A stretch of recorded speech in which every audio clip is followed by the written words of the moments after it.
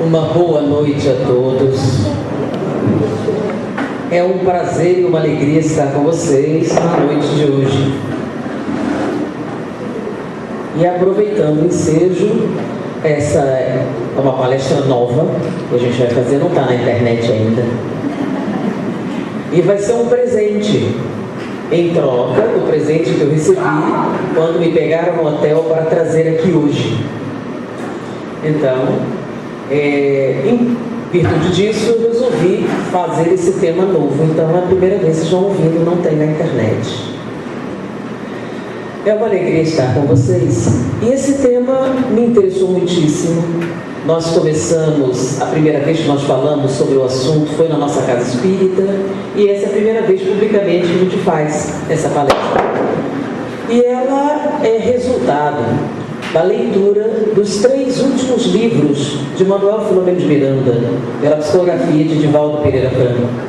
Nós terminamos de ler no início do ano, no final do ano passado, terminamos de ler os 3 livros. E a gente demorou um pouquinho, porque a gente tinha muito livro para ler e acumulou, e nós lemos os 3 livros no período de folga das férias, Natal. E eu terminei de ler os livros e fiquei um pouco impressionada. Porque todas as vezes que eu perguntei para as pessoas a respeito do livro, o que você já leu o livro? Já. O que você achou do livro? Ah, foi muito interessante. Tu fala sobre o quê? E eu perguntava para todo mundo, fala sobre o quê? Bom, a primeira coisa é fala sobre o tsunami. Primeiro fala sobre o tsunami. Então fala sobre desastres naturais. Ok, fala sobre desastres naturais. E os outros livros? Não, fala sobre a transição planetária, os espíritos do planeta que estão vindo. E todas as vezes que eu perguntava a respeito do que o livro se tratava, eles comentavam que era ou sobre desastres naturais ou sobre ETs. Eu fiquei assim, bom, ET e desastres naturais. Beleza. Vamos ler o livro, e eu estou esperando ter uma folga para poder ler os livros, porque eu leio de uma vez assim. Como é um livro que a gente tem que pensar, eu tinha que ter um tempo para meditar. Eu terminei de ler o livro, eu disse, mas se me perguntassem sobre o que é o livro, eu jamais diria que era sobre desastres naturais e ETs, porque isso foi a coisa que menos me chamou a atenção. Na verdade, eu terminei de ler os 3 livros e fiquei muito preocupada. Extremamente preocupada, não com desastres, terremotos, desastres naturais, nada disso, nem com o espírito do planeta. O que me chamou a atenção é que nos 3 livros, repetidamente, os espíritos faziam um alerta a ataques espirituais ao movimento espírita. Os 3 livros, eu entendi e perguntei para várias pessoas e não vi ninguém falando sobre isso. Eu entendi que os 3 livros eram um alerta, que o movimento espírita sofre um ataque sistemático de um grupo de espíritos interessados em desarticular a estrutura do espiritismo. E ele repetiu os 3 livros, eu achei que o assunto principal era isso. E que eles estavam usando uma técnica diferente. Uma técnica diferente e extremamente promissora para eles. E que, em virtude dessa técnica nova, o espiritismo estava perdendo feio. Que ele estava numa situação bastante difícil. E eu fiquei bem preocupada. Porque os espíritos diziam no livro que eles estavam alertando sistematicamente o movimento espírita e que ninguém prestava atenção. E aí eu fui reler algumas mensagens do período e realmente confirmei. Dr. Bezerra falou sobre esse assunto, vários espíritos falando sobre esse assunto, e eles disseram que não faz nenhuma diferença. E o alerta é de que forma eles estão fazendo isso.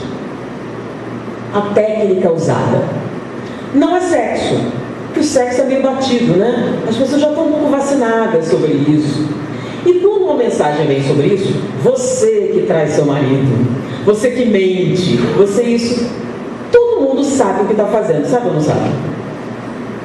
Normalmente a pessoa, quando está numa posição irregular, ela sente um fenômeno natural, reconhecido fora do movimento espírita, inclusive chamado culpa. Normalmente, quando alguém está numa situação irregular, de qualquer tipo, ou está roubando, ou está desvirtuando alguém, ou está mentindo, caluniando, fazendo algo, a pessoa sabe o que está fazendo, tanto que esconde. E quando você escreve uma mensagem falando você isso, você aquilo, a pessoa faz o quê? Ela identifica. Alguns se envergonham, outros insistem no erro, mas todos sabem o que estão fazendo. Se você é um adúltero, sabe o que está fazendo? Ou é um caso de insanidade temporária? Então você sabe o que está fazendo. Se você está desviando dinheiro público, você sabe o que está fazendo? Se você está roubando luz, ou água, ou qualquer coisa do gênero, você sabe o que está fazendo? Se você não está pagando os seus funcionários corretamente, você sabe o que está fazendo? Então, eu acho que cada um que está nessa situação irregular tem consciência do que está fazendo. Então imagine que você está nessa posição e chega uma mensagem do mundo espiritual falando a respeito do assunto. Você sente um certo constrangimento? E se você tem dúvidas a respeito do mundo espiritual, você pergunta, será que é? E será que eles estão vendo? Você sente um certo constrangimento? Então, esse tipo de ataque, ele tem resultados meio óbvios no comportamento das pessoas. Então, aqueles que prestam atenção nas mensagens, nos avisos, têm uma ideia do que pode estar acontecendo. A pessoa começa a se comportar de maneira estranha e você nota que ela está sob a ação de uma influência negativa espiritual. Apesar de ainda acontecer, as pessoas já conseguem enxergar mais ou menos no panorama quando algo assim acontece. Mas a técnica atualmente utilizada não está deixando rastro nenhum. E a pessoa sob a ação desse tipo de influência repete, sem nenhuma culpa.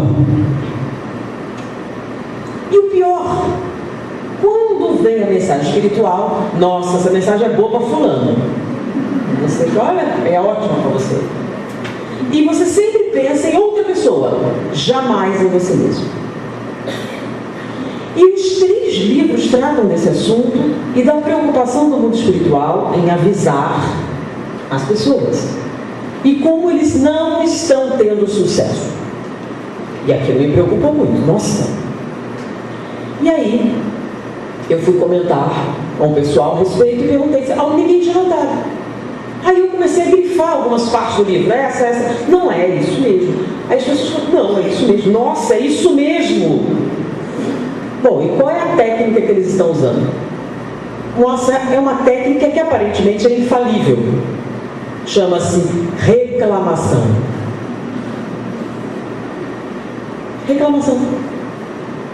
Reclamação sistemática. Você reclama. E todos reclamam juntos. E todos em conjunto, repetindo esse ato, criam uma nuvem de pessimismo. Essa nuvem de pessimismo começa a intoxicar todas as pessoas ao redor e gera um fenômeno chamado inércia. O que é inércia? É o oposto de movimento. A gente falou movimento espírita, certo? Existe uma inércia, uma força inercial atingindo o movimento espírita. O que é isso? Está deixando de ser um movimento para ser o quê? Nada. Uma coisa que você faz uma vez por semana, um lugar que você frequenta, mas que não produz. Não produz o quê? Mudanças. Porque se você está parado, o que é que você não está fazendo? Não está em movimento. E toda mudança de qualquer natureza, mudança emocional, mudança matrimonial, mudança social, mudança de qualquer tipo, precisa de quê? Movimento. Então o movimento é o oposto da inércia. E o que é estado inercial? Para que ficar de pé se a gente pode sentar? Para que sentar se a gente pode deitar? Vamos deixar como é que está para ver como é que fica. Não adianta fazer nada. Não adianta. Nem tenta. Não vai conseguir. Nem comece. Não faça. Não diga. Não faça nada. Se fizer, alguém se... E com isso, o que você faz? Não faz nada. E se você não faz nada, as coisas ficam exatamente como estão. Então, o movimento espírita produz alguma onda de mudança, por exemplo, na estrutura social desse país? A tese espírita provoca alguma alteração na estrutura cultural desse país? Os espíritas, que são formadores de opinião, segundo as pesquisas estatísticas, produz alguma mudança intelectual nesse país? Eu notei algumas mudanças interessantes, né? Uma coisa que eu nunca tinha visto, agora é comum. São 3 instituições espíritas, até o presente momento, que eu tenho conhecimento, que se separaram por causa de problemas políticos. Um era a favor do impeachment, outro era contra, e brigaram no centro e separaram. Pessoas contra e a favor não podem conviver na mesma reunião mediúnica. Se a moda pegar, quem for Vasco da Gama e quem for Fluminense também não pode frequentar a mesma reunião mediúnica. O que para mim é a mesma coisa. Se você é pró ou contra, que diferença faz na reunião mediúnica? Se você é Vasco da Gama, se você é Fluminense, é que eu não conheço o time daqui. Você vê que eu entendo de futebol, a peça. Cruzeiro e Atlético. E eles estão na final do campeonato. Vocês não podem ir juntos à reunião mediúnica. Porque o clima não vai ficar bom. Porque um Atlético e outro Cruzeiro. Vocês dão risada porque é uma coisa ridícula, não é? Você ser pró ou contra o impeachment impede você de frequentar a mesma reunião mediúnica? Qual a diferença? Qual a diferença? Ah, mas são posições políticas. Sim, mas o que o espiritismo tem a ver com isso? Qual a diferença? Mais ou menos quem gosta de sorvete de creme e quem gosta de sorvete de chocolate. Tem que ter um opção de espírito separado. Se a moda pegar, você já não está? Você é do centro espírita pró ou do contra?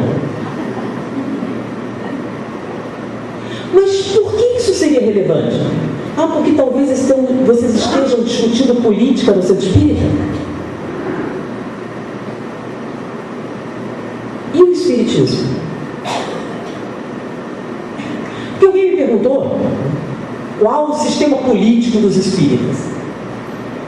Qual o sistema político dos espíritos? Nenhum. Como assim nenhum? Você é anarquista? Vamos ver. Vamos pela tese espírita. A proposta espírita é evolução espiritual, correto? Ou estou enganado? Se nós evoluirmos todos os espíritos aqui presentes, vocês vão precisar de polícia? Vocês vão precisar de fiscalização? Vocês vão precisar de alguém vigiando o cumprimento da cidadania?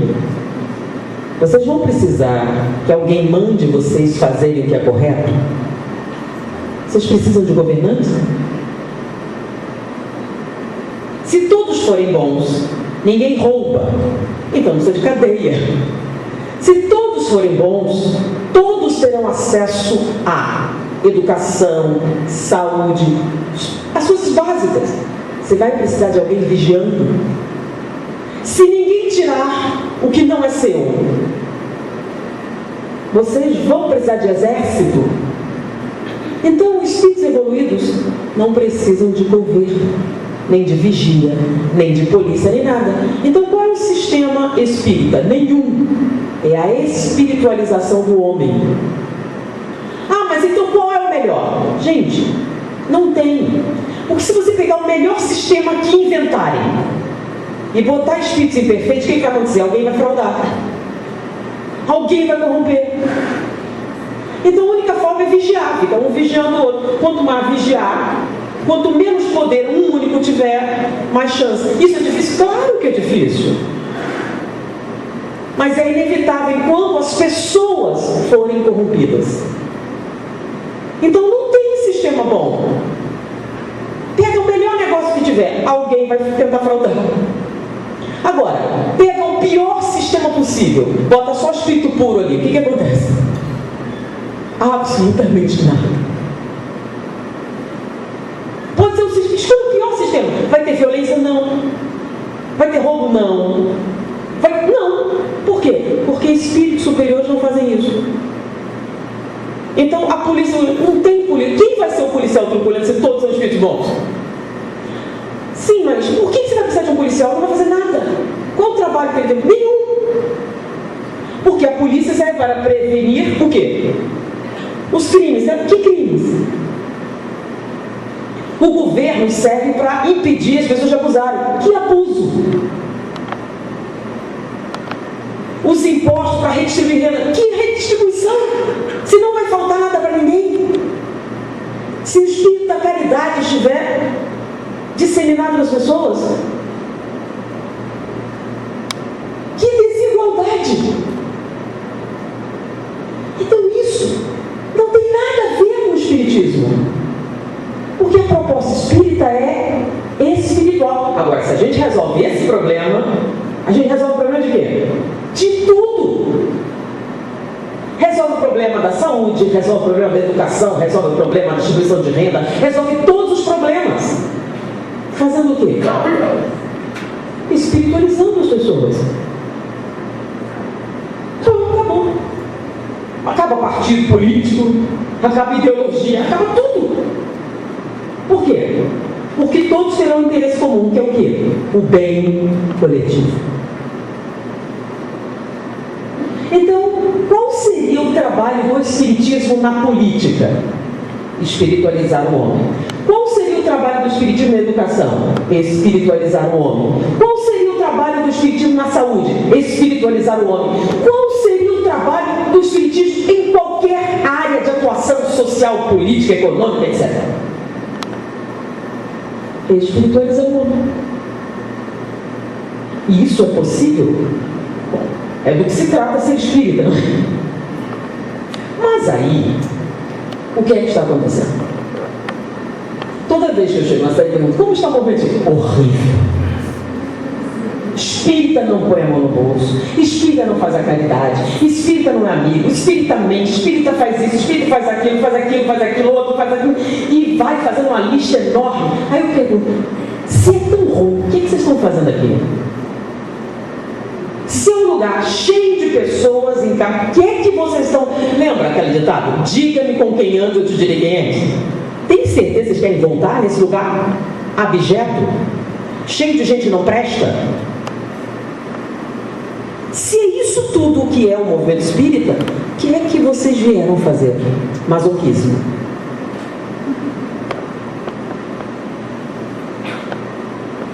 Agora, de tanto repetir isso, você começa a acreditar. Eu não vou tentar porque é todo mundo ruim. Não tem nada que é inveja. Todo espírito é invejoso. Todo. Não tem um que se salve. O objetivo do espírita, aparentemente, segundo as opiniões, é fazer o mal.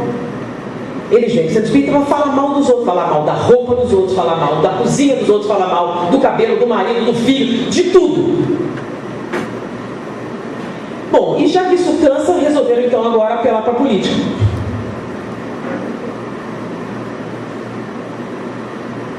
Já faz tudo bem, vamos fazer isso também. E os espíritos começaram a divertir. Olha, vocês estão reclamando, vocês estão reclamando. Não, eu só estou vendo a realidade. Eu só estou apontando os equívocos. É uma crítica construtiva. Então, como ninguém veste a carapuça, o que acontece quando eles escrevem? Você que reclama. Eu não reclamo, não, de jeito nenhum. Sou uma pessoa ótima. Você que está contribuindo. Não, eu não faço essas coisas de jeito nenhum. Não, eu de jeito. Então, se você não fez nada errado, você faz de novo, e você está a serviço desses espíritos e contribuindo para o pessimismo que está tomando conta da atmosfera. E junto com o pessimismo há inércia. Então, uma coisa, espírita não põe a mão no bolso. Já ouviram essa? Quem já ouviu essa? Levanta o braço. Espírita não põe a mão no bolso. Sem hipocrisia, hein? Quem já ouviu essa? É recorrente, né? Bom, deixa eu falar uma coisa para vocês. Qual é o número de espíritas na população brasileira? Menos de 11%. Tá? Espíritas, vamos lá, kardecistas. Eu sei que não é o nome certo, mas é menos de 11%. Qual a contribuição social? Os espíritas são responsáveis por 1/3 da ação social do país. Como assim? Dinheiro. E os outros 2/3? O governo. E as outras religiões? O governo. O que é uma ONG? Recebe dinheiro do governo. Todo centro espírita do quinto infernos que tiver, tá? Faz uma coisinha, botar um enxoval, é ou não é? Um enxoval, algum negócio faz ou não faz? Por quê? Por causa da massa espírita fora da caridade de uma salvação. Então, a pessoa sente obrigação. Então, por pior que seja o centro, 1 ou 2 enxoval ele dá. É ou não é? Ou um troço, dá ou não dá alguma coisa? Quem paga essa conta? É o governo? É o prefeito? São os vereadores?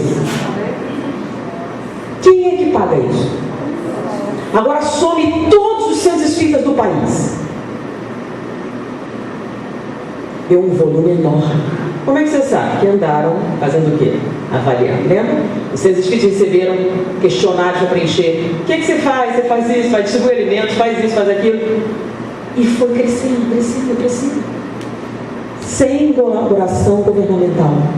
Bancado exclusivamente pelo espírito. Pensem bem, abrigo de idosos, abrigo de criança, creche, hospital, vai somando. Quantos desses são de denominação protestante?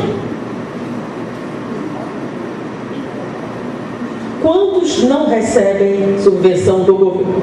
Quase todos. E os espíritas? Faz almoço, faz chá, faz isso, passa bem, e o tempo todo parece que ele não faz nada a não ser vender convite. É bazar e convite.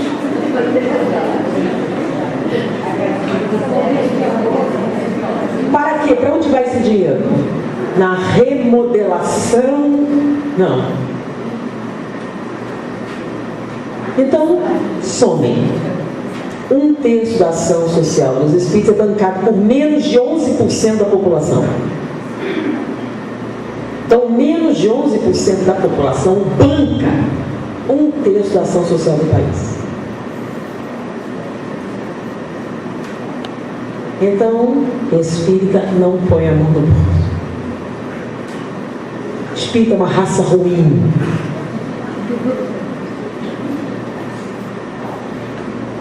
Né? Quantos atos de violência, estatisticamente falando, os espíritas cometeram a outras denominações religiosas? Os espíritas são fanáticos fundamentalistas. Quantos casos de humilhação pública os espíritas fizeram alguém passar pela sua ideologia, pela sua denominação religiosa, pelo seu gênero, pelo sei lá, qualquer coisa, sua cor? Quantos processos estão correndo contra espíritas? Por discriminação. É uma gente ruim, nossa.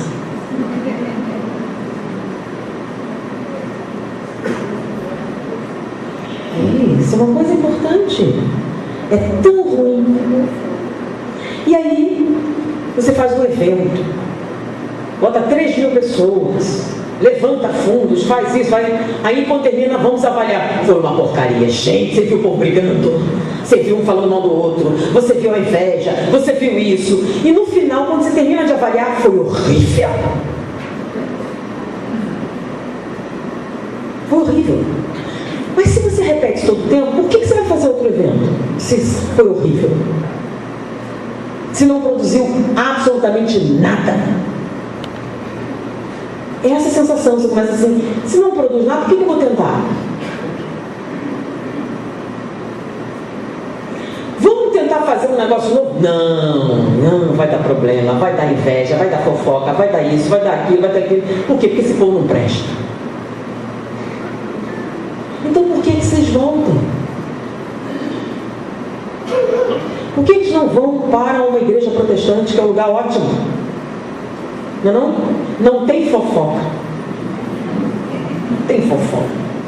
Não tem violência, não tem assédio, não tem nada.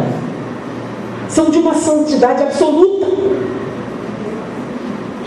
Não é assim? Não.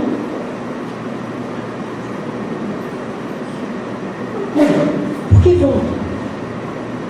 E vem falar, a sua casa espírita. Não tem uma coisa que você fale mais pior do que da sua casa espírita. Juntou meia dúzia de pessoas, vamos falar de quê? Da vida alheia. Você viu a roupa dessa mulher? Olha como ele entrou no centro espírita. Olha só a roupa da criatura.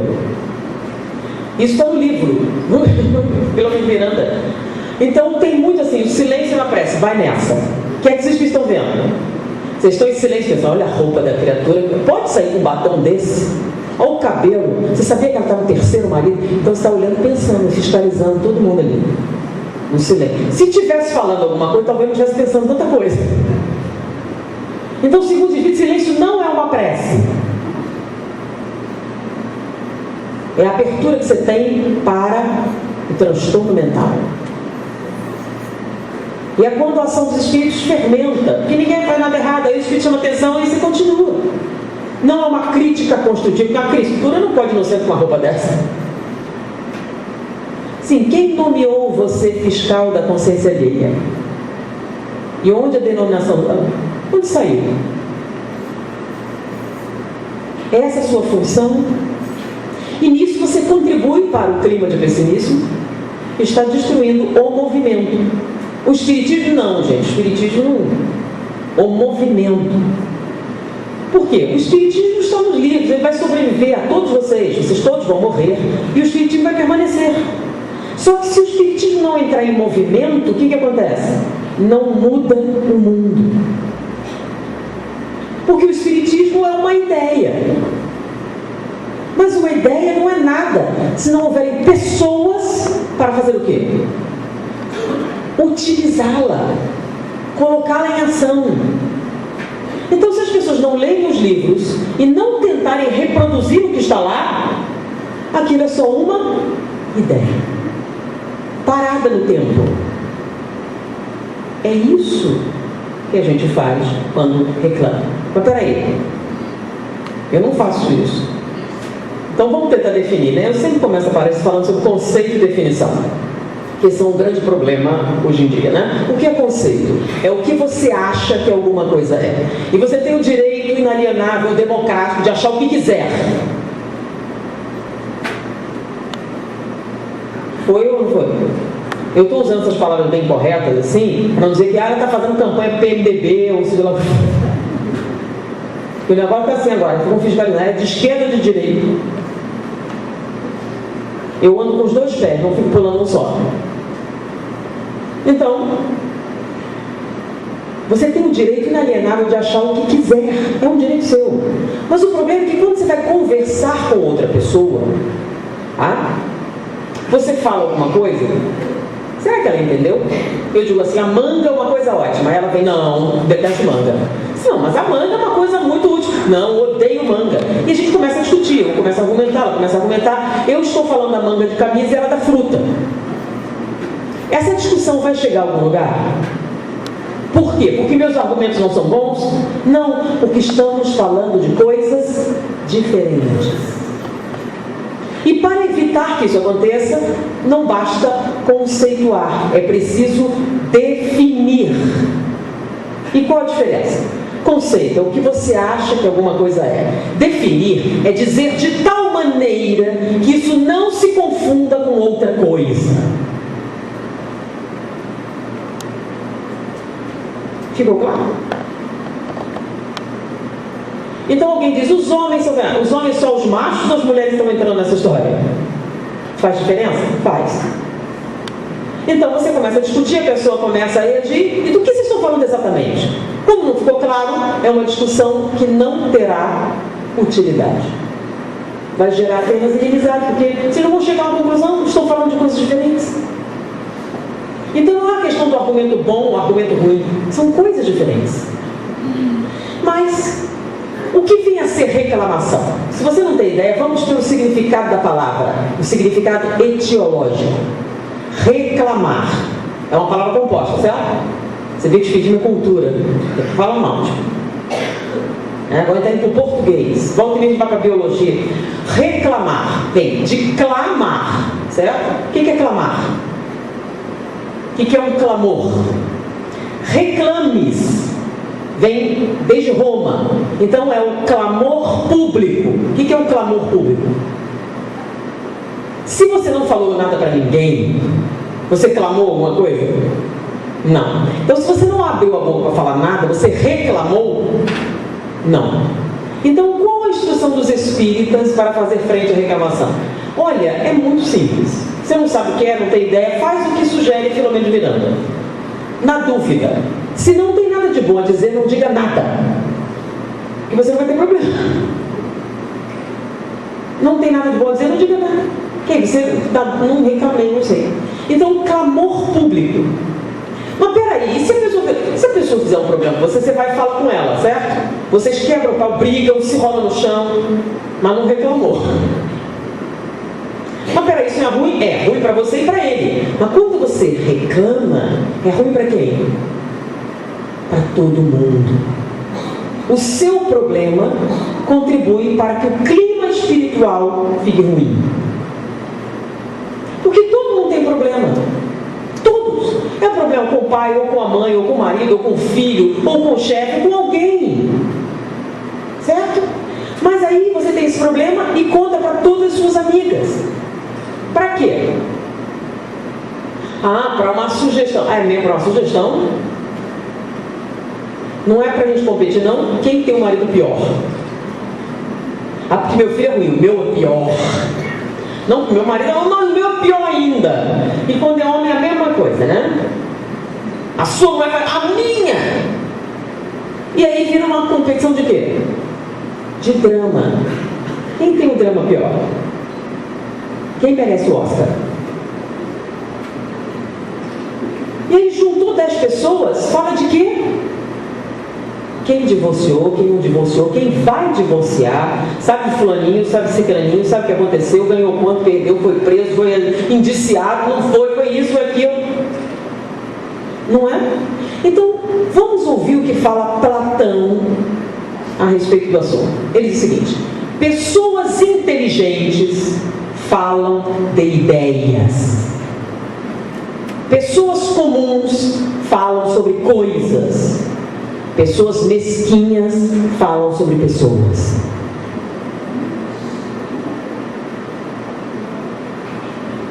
Porque pensa bem, não tem nenhum assunto melhor? Vamos lá.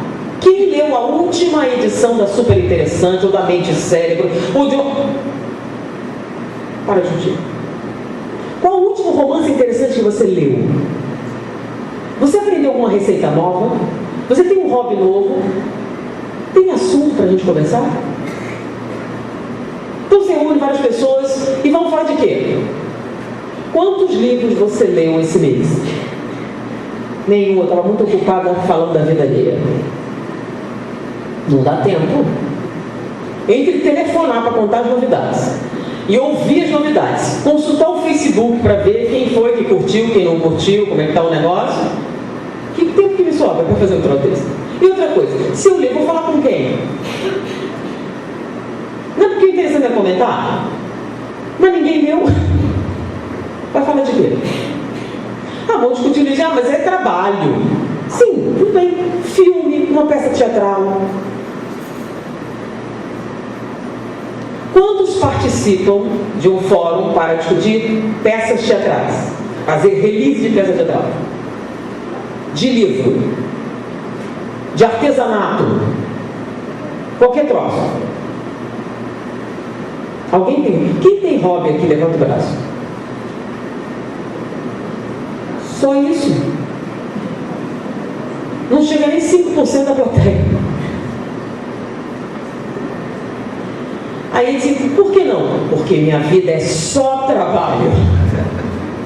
Sério, só trabalho. E novela? Enquanto você não está no trabalho em novela, você está falando mal dos outros. Não é bem assim. É isso que os espíritos estão falando. Eles falam, não é bem assim. Não, de jeito nenhum. Aí, quando a gente comenta, vem alguém. A primeira vez que eu comentei, você sim, mas se eles deixam a louça suja na pia, eu não vou reclamar? É isso que os espíritos estão dizendo? Ou essa é a sua desculpa? Não, eu só estou constatando a realidade. Você reclamar que seus filhos deixaram o prato sujo na pia é uma reclamação? É disso que os espíritos estão falando? Ou essa é a forma de você fugir do assunto?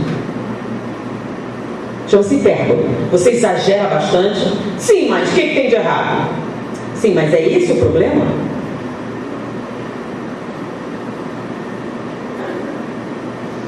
O problema é, você tem um problema com esta menina direto. Ela fez alguma coisa que te magoou. Aí você chega, você sabe o que ela fez? Você sabe o que ela fez? Você nem conhece a criatura. Você sabe o que essa pessoa fez, aquela ali você nem conhece. E aí você fala com todo mundo que não tem nada a ver com o problema.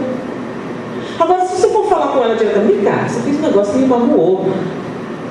Isso é uma reclamação?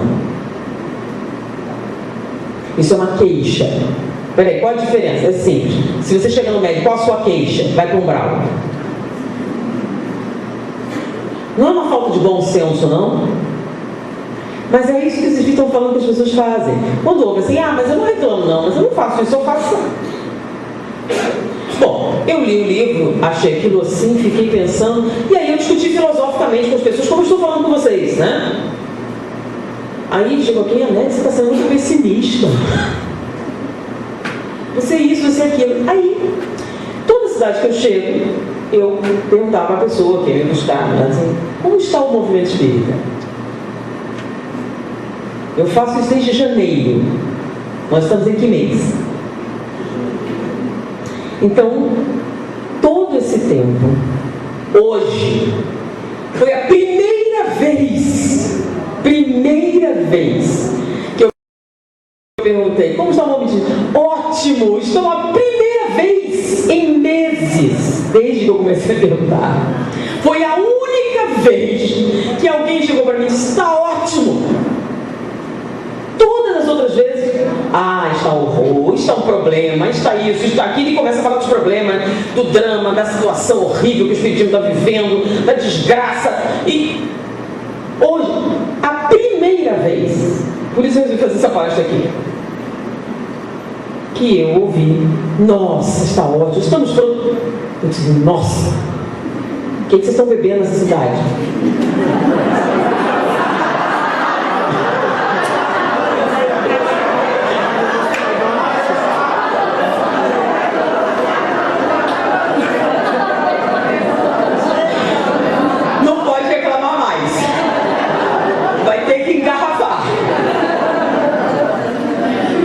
E distribuir para o movimento espírita. Mas eu comecei a falar sobre esse assunto, fiquei preocupada, comecei a comentar, falando filosoficamente. Mas aí, há um mês, um pouco mais, é a primeira vez que eu pego uma pesquisa em tão curto espaço de tempo para produzir uma palestra, porque eu fui atrás de detalhes. Eu peguei o material. Né, você tem que ter uma pesquisa, sempre tem uma pesquisa. Vou até explicar por quê, né? Como algum informou, meus pais eram oradores espíritas também. Meu pai e minha mãe. Então, na casa eram 3. Meu pai, minha mãe e eu. Então, vocês sabem que tem uma certa hierarquia, né? Então, na hora de escolher os temas, meu pai escolhia primeiro. ele gostava de falar de filosofia. A minha mãe, em segundo lugar, falava do evangelho, e eu pegava o que sobrava, que era ciência. Até para não ficar no mesmo tema, né? Falando no mesmo tema. Então, e aí, com o passar do tempo, a gente foi se interessando cada vez mais. E eu acho interessante, as críticas, né? São interessantes. Algum crítico diz, não, ninguém até agora que chegou a dizer, você está falando errado ou está ruim. Assim, não, você vai falar bem, mas não fala de espiritismo. Gente, eu jurava que eu só falava disso. Até porque meus pais eram espíritas, eu nasci num lar espírita. Então, eu achava que eu só falava disso. Aí eu perguntei, por que eu não falo de espiritismo? Você não citou o nome de Allan Kardec nem de Jesus. Beleza, então para resolver o problema, Jesus e Kardec, salve. Tá bom? Podemos continuar agora? Salve Kardec, salve Jesus. Bom, e a gente costuma, como é que a gente funciona? Como é que você faz isso? Não é que eu faço a palestra, vou falar sobre esse assunto. Normalmente eu tomo conhecimento de uma pesquisa que eu acho interessante, relevante para uma determinada doença espírita, e aí eu venho apresentar. Olha que bacana. Por quê? Porque eu acho que é uma fundamentação, é uma coisa que vocês falarem, por exemplo, numa reunião, em vez de falar mal dos outros, você vai falar, olha, você viu a pesquisa nova? Que fundamenta a tese espírita? Você chama seu cunhado ateu, chama sua namorada, né? Sempre tem um ateu na família, tem ou não tem? Aí você pega, isso aqui é científico, aí você pega e fala. Até ajuda a fazer um certo relação familiar, né? Porque o pessoal começa no espírito e fala em sigla e ninguém entende, né? Você foi no ESG, o quê? ESG. Aí a pessoa está tão acostumada a falar isso. E o que é ESG? Quem não conhece? É uma sigla. E as pessoas começam a falar em siglas que ninguém entende. Aí você só fala com quem... Deixa de falar com os outros, que eles não vão te entender mesmo, mas você fica no lugar cifrada. E aí, lembra da inércia? Não, vou nem tentar não, porque não adianta. Não adianta. Não adianta falar. Não adianta dizer. Não adianta nada. Não faça nada. Se você não fizer nada, o que vai acontecer? Nada. As coisas só acontecem quando você faz alguma coisa. Exatamente isso que chama inércia. Quando você começa a ter ideia, no que você vê, nem entende, nem começa. Por quê? Você já parte do pressuposto que não vai funcionar. Bom, nós estávamos sobre isso quando nós topamos com uma pesquisa. E nós ficamos assim, não existe acaso, não pode existir. Então eu estava preocupada com esse pensamento, falando sobre isso, mas eu não falei, senti esse clima. Tá, mas o que a gente... Bom, a pesquisa se trata do quê? Você já deve ter ouvido falar, não sei se ouviram, Charles Duhigg. Charles Duhigg, ele é um jornalista, na verdade, não é um cientista, é um jornalista, e fazia muitos artigos para revistas científicas. Na verdade, ele era aquela pessoa que pegava o nerd de fala incompreensível, traduzia para o público comum. Então, ele escreveu um livro chamado O Poder do Hábito. Mas o engraçado é que muita gente achava que era um livro de autoajuda. Não, na verdade, ele descreveu um grupo de pesquisa e pesquisadores, na verdade, duas instituições em particular, o Instituto Tecnológico de Massachusetts e o Laboratório de Washington, sobre pesquisas que eles estavam desenvolvendo a respeito dos hábitos, como os hábitos se formavam, em que área do cérebro isso acontecia. Nós nos interessamos e começamos a estudar bastante esse material, fomos atrás dos pesquisadores e a gente quer fazer um seminário sobre o assunto. O seminário está pronto, ele tem 42 horas de duração. Agora eu tenho que diminuir, né, até caber no formato palatável. Bom, e nós achamos muito relevante a gente ter estudado. Aí a gente soube que saiu um livro novo do Charles Duhigg, falando sobre produtividade. E a crítica é que ele estava ficando muito comercial, porque o livro dele deu dinheiro, agora ele estava assim. Mas aí eu me interessei em qual pesquisa que ele foi ver. E aí nós chegamos a um determinado local. E é uma pesquisa que já tem muitos anos, mas não foi publicada porque ela era muito controversa. E segundo o pesquisador que participou inicialmente, nessa época de politicamente correto, a nossa pesquisa poderia criar uma reação negativa da mídia, etc. Por quê? Porque eles resolveram estudar as diferenças entre o cérebro de uma pessoa de sucesso e uma pessoa fracassada. E hoje o político não existe pessoas fracassadas, não pode falar isso, porque é segregação, é racismo, é isso, é aquilo. Quer dizer, e aí nós não publicamos. Mas o que ele quis dizer exatamente com fracassado e sucesso? Tá? É relativo a quê? A qualquer coisa. Ele pergunta para você: o que é que você sonhou para a sua vida? Porque todos têm sonhos. Eu queria ser astronauta, eu queria ter 10 filhos, eu queria ficar rico, eu queria casar com Brad Pitt, e por aí vai. Tá? Todo mundo tem sonhos. Com o passar do tempo, muitos deles a gente vê que são infantis ou adolescentes, e a gente deixa pra lá. Mas tem alguns que persistem. Aí você chega numa altura da vida e descobre que não realizou nenhum dos seus sonhos. Que está vivendo uma vida que não lhe agrada. Que é uma vida que não é aquela que você queria viver.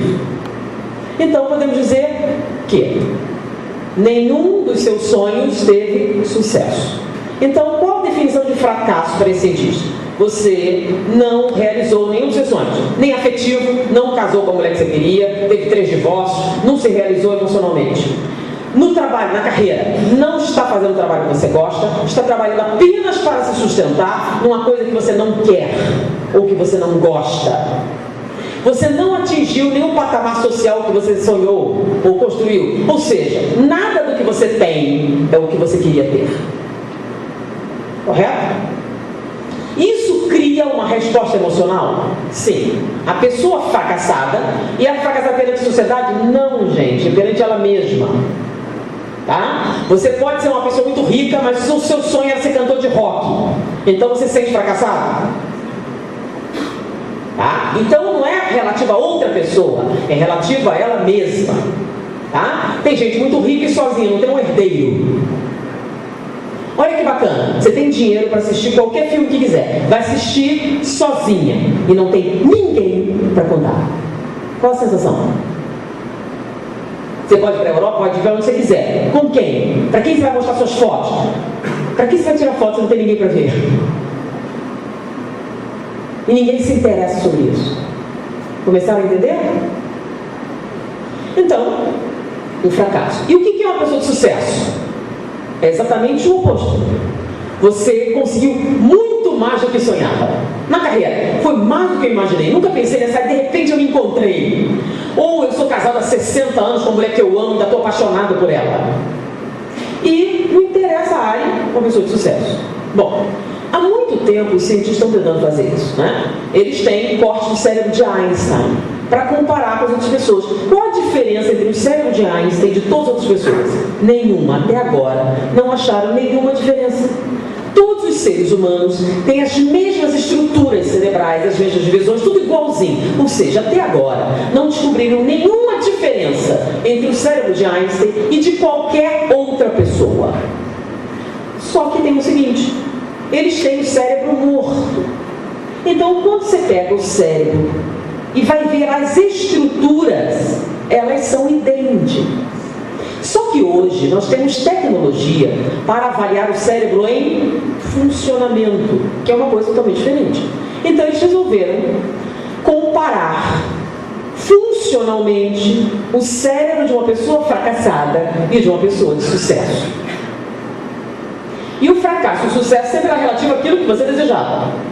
Se o seu sonho era casar e ter filhos, isso não aconteceu, e se você nunca pensou nisso e casou com o amor da sua vida totalmente feliz, você teria os dois extremos da situação. Foi?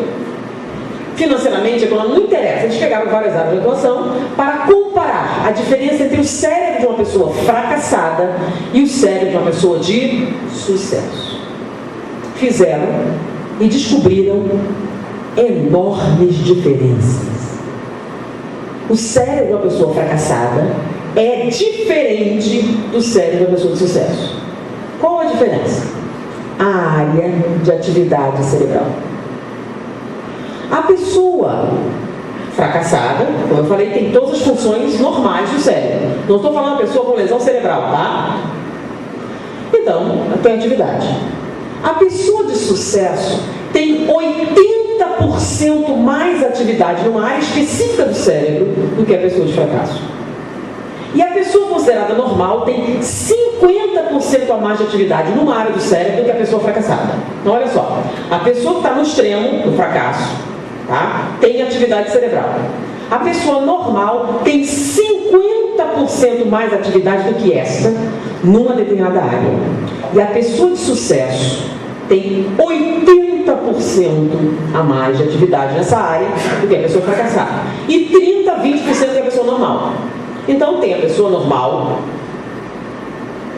tem o extremo do sucesso e o extremo do fracasso. Foi? Está bem definido isso? Ok. Qual a área em que eles verificaram essa diferença? Lobo frontal. A pessoa de sucesso tem 80% a mais de atividade cerebral no lobo frontal. É esse aqui. O que tem no lobo frontal? É essa a questão. E a pessoa fracassada? Se ela não tem essa atividade nessa área, significa que ela tem menos atividade cerebral? Não. O que lembra que o cérebro todo mundo é igual? Ele concentra a atividade cerebral em outra área. No caso, a pessoa fracassada tem uma intensa atividade cerebral numa área específica chamada hipocampo. Ele concentra a maior atividade cerebral no hipocampo, enquanto que a pessoa de sucesso concentra a maior atividade cerebral no lobo frontal. Bom, e qual a diferença? O que é que significa isso? É simples. O que tem no hipocampo? A nossa memória. O que tem no frontal? O nosso futuro. Na memória está o que já aconteceu. E no lobo frontal, o que ainda vai acontecer. Porque lá é onde você imagina, onde você cria, onde você aprende, onde as coisas acontecem. E na memória fica o quê? As coisas que já aconteceram. Foi ou não foi? Acompanharam?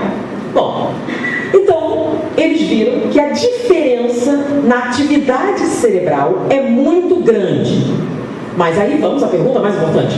Por quê? O que é que causa essa diferença? E os cientistas chegaram à conclusão. A forma com que a pessoa fracassada e a pessoa de sucesso aborda um problema. Que todo mundo tem problema. Você teve um problema no momento que você nasceu, foi separado da sua mãe, agora você tem que respirar, você vai ter que comer, tudo isso é um problema. E você vai ter que fazer isso o resto da sua vida. Vai ter que respirar, né? Nem sempre o ar é bom, vai ter que comer, nem sempre tem a comida que você quer, nem quantidade, etc. Então, problemas fazem parte da vida de quem? De todo mundo. Então, tanto a pessoa fracassada como a pessoa de sucesso tem problemas? E são problemas diferentes? Não, são os mesmos problemas.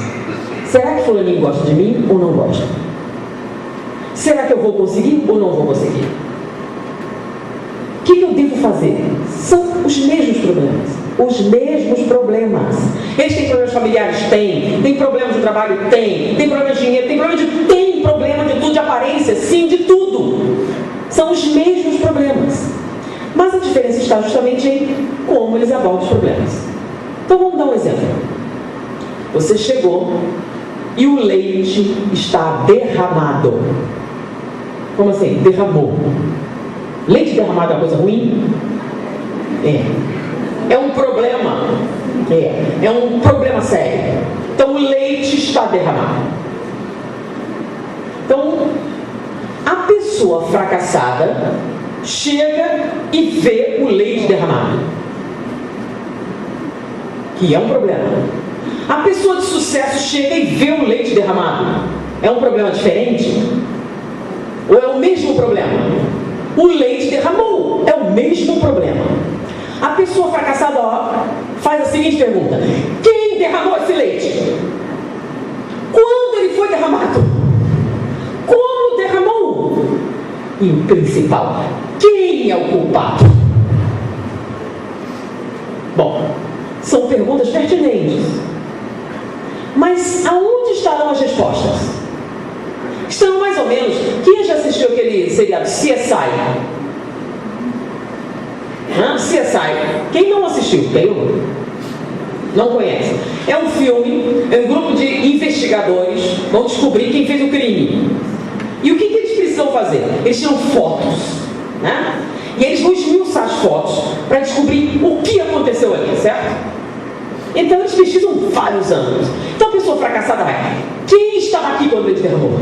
Quem viu derramar? E começa a pesquisar. Então, para isso, ele vai ter que fotografar a cena, né?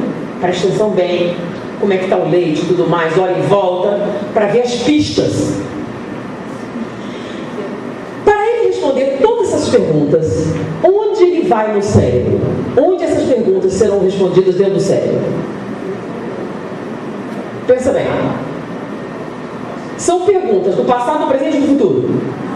O passado fica onde no cérebro? Na memória. Então ele vai reviver a cena centenas de vezes para descobrir os detalhes.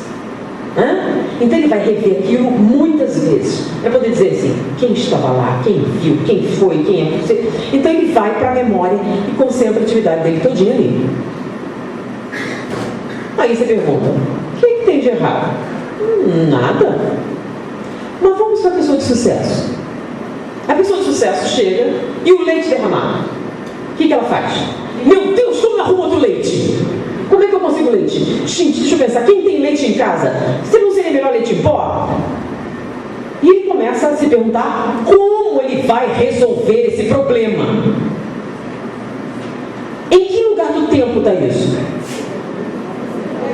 No futuro, certo? O futuro já aconteceu? Não, o futuro não aconteceu ainda. Então você está criando um cenário virtual, não tá? Você começa a pensar: e se eu ligar para todos os meus amigos, quem tem um litro de leite? Aí você se vê ligando para os amigos, aí você se vê quantos amigos você tem, quanto leite você pode arrumar.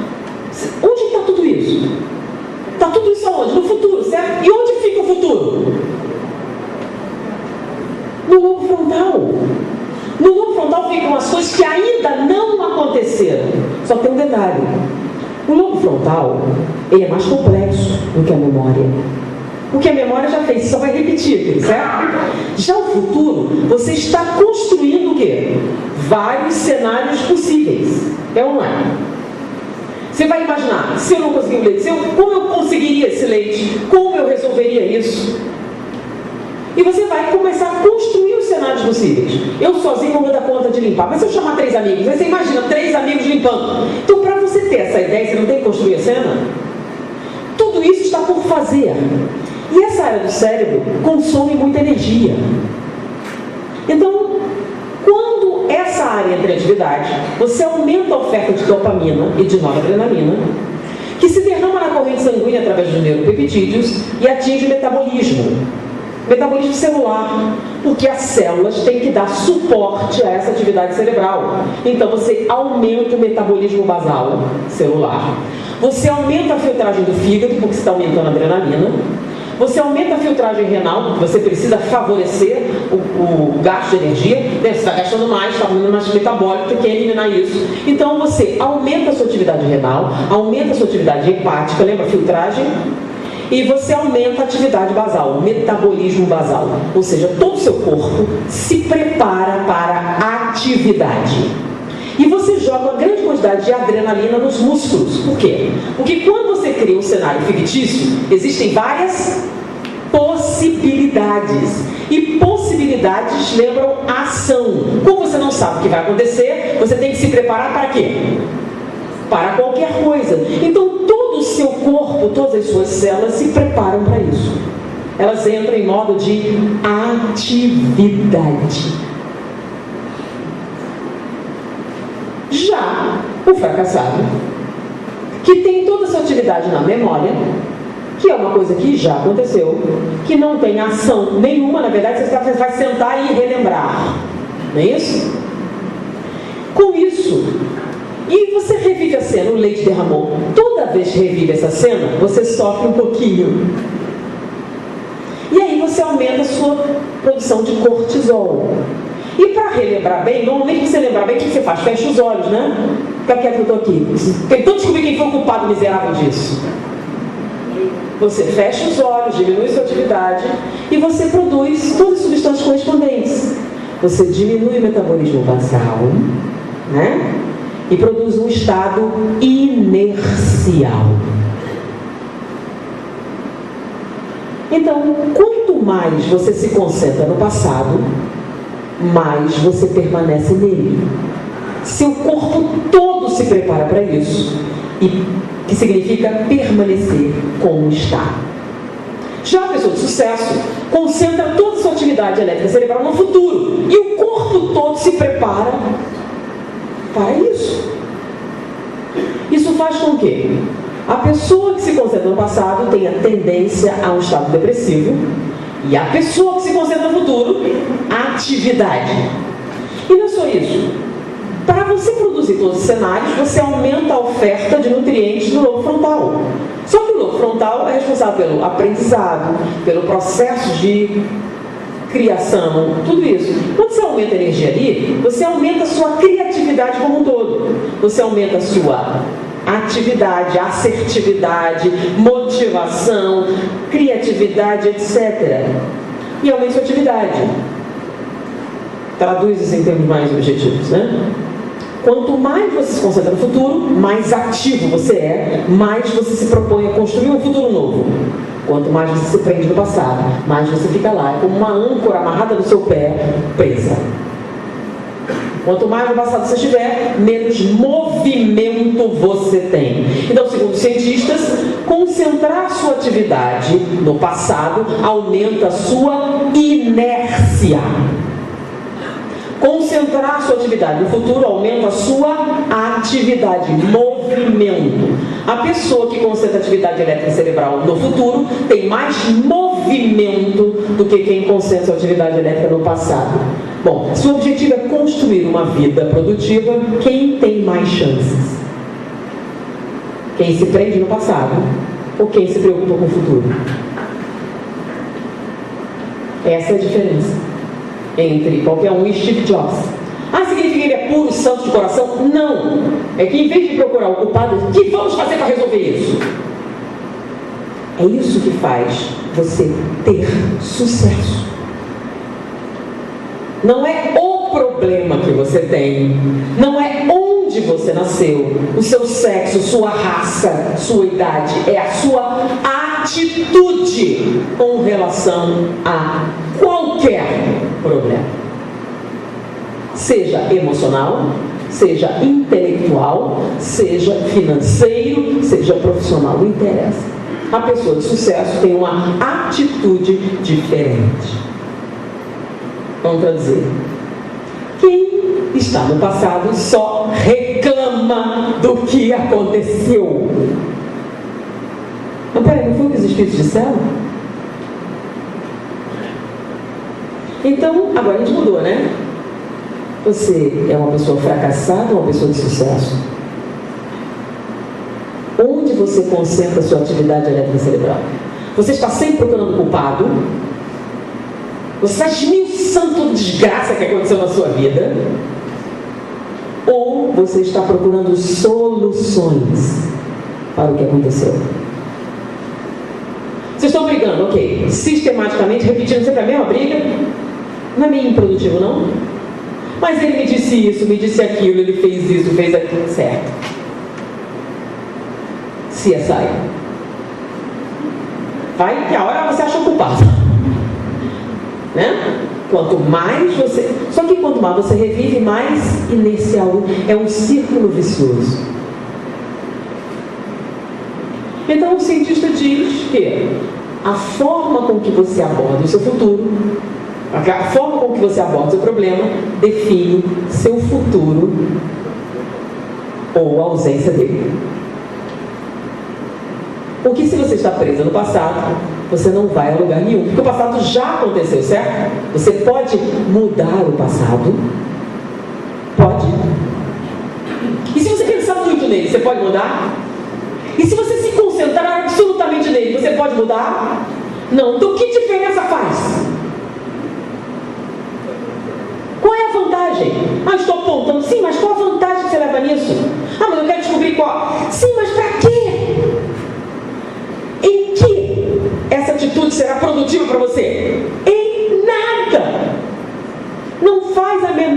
diferença como você chegou aqui? Qual a diferença? Aonde você quer ir? Você sabe para onde você quer ir? Você sabe o que você tem que fazer para chegar lá? Não, você está muito preocupado em saber como você chegou aqui. Ou melhor, quem é o culpado disso? Nem precisa, fala como foi, é a mãe, tá? Não é sua mãe? É sua mãe. E segundo alguns, se não for a mãe, é a Dilma. Então, tem alguém culpado de você estar aqui? Sim, então, segundo a sua mãe é culpada. Sua mãe, nossa, a mãe é a grande culpada, certo? Vamos lá, levanta o braço, quem é espírita aqui, levanta o braço. Ok. Acredita na reencarnação? Ok, então cada um tem a mãe que merece.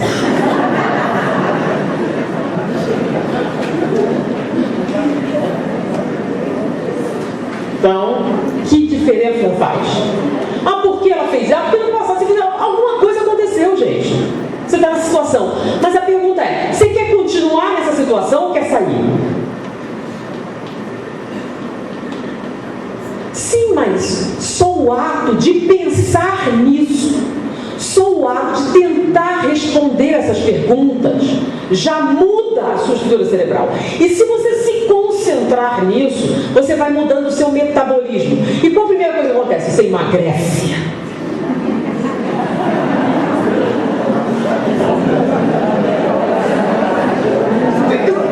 Eu sei que eu falei várias coisas antes. Na última vez que eu falei, quando cheguei por último, falei isso, o povo... Então eu comecei a falar primeiro, né?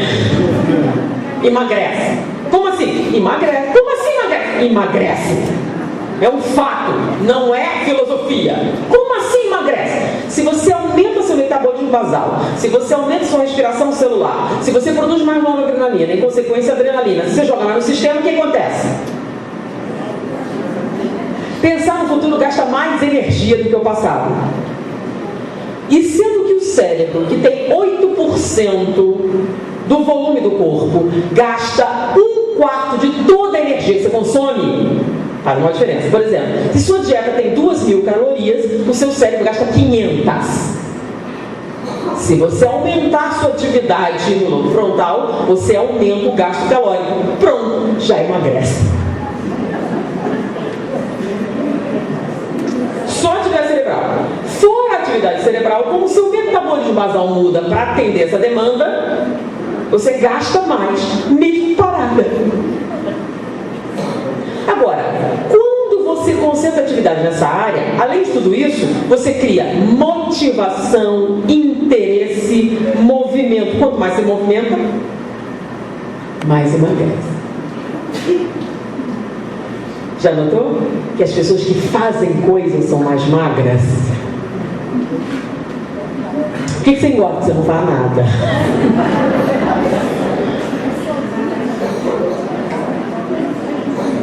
Não é porque ela come menos, não, porque eles comem pra caramba. Até para poder manter a atividade, né? Então, normalmente, o sucesso tem muito o quê? Muita atividade. Peraí, mas aí minha vida, sua vida inteira vai ficar... Mas como assim inteira? Só que agora não são os espíritos que estão dizendo. São os cientistas. Eles são ateus, não tem nada a ganhar com isso. Quer dizer que reclamar produz inércia cerebral e faz com que você seja um fracasso na vida.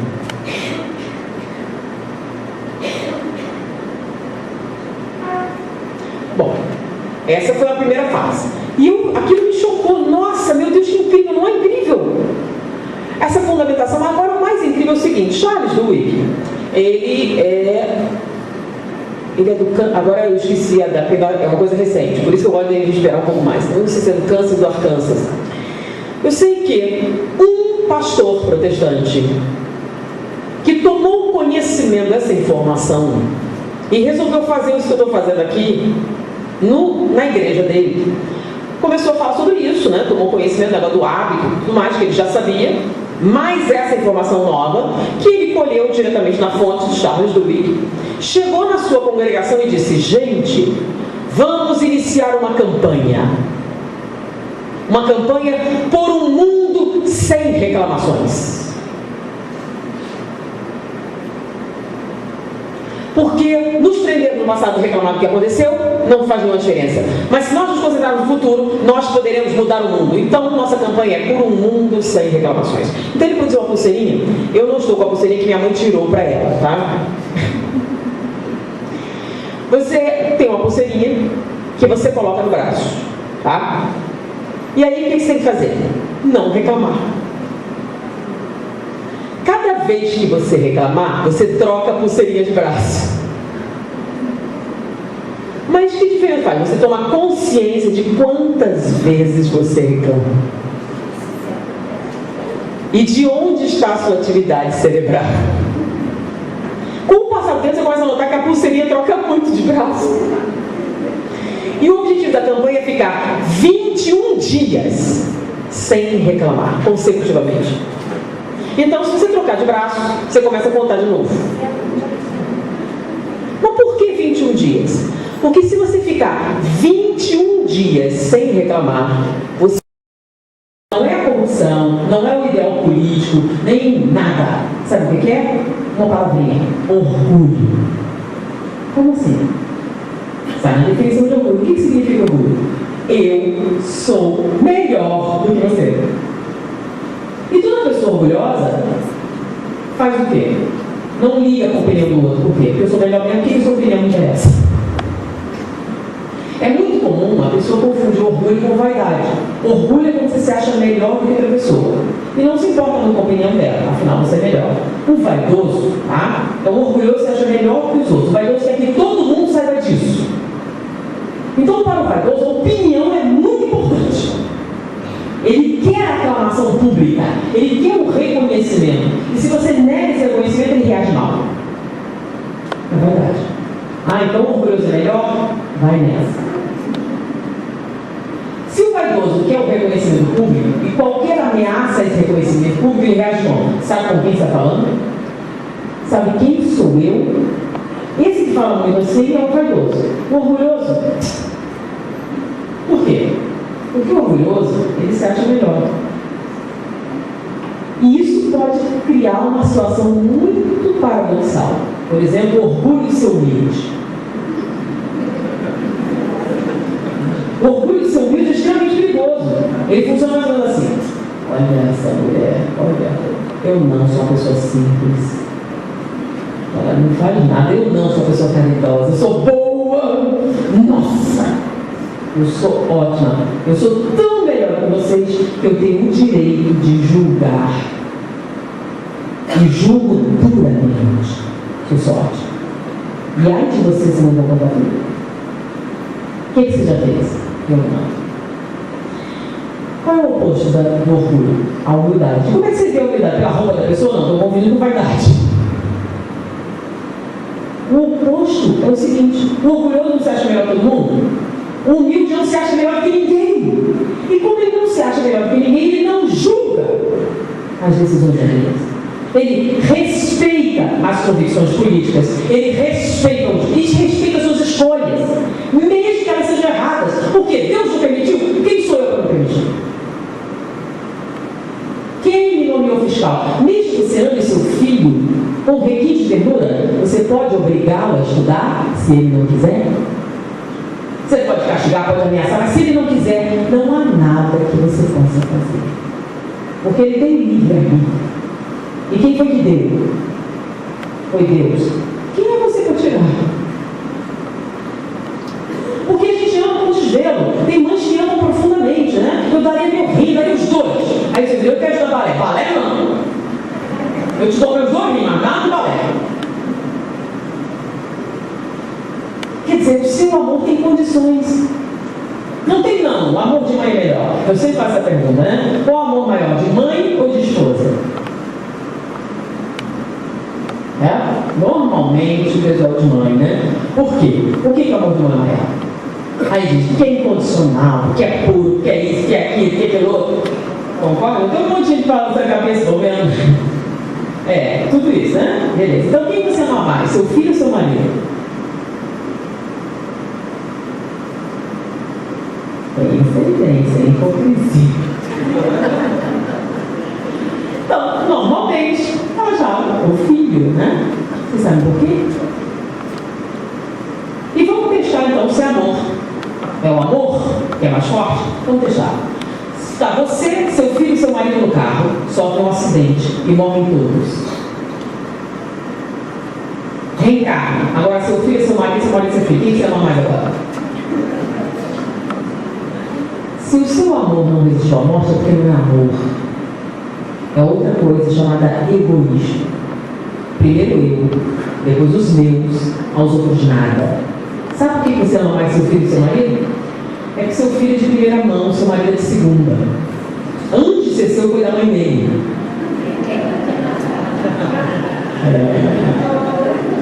Então o filho, você diz, é meu. O marido você não tem tanta certeza, né? Então, o que é que faz esse amor ser mais intenso? Não é amor, é egoísmo.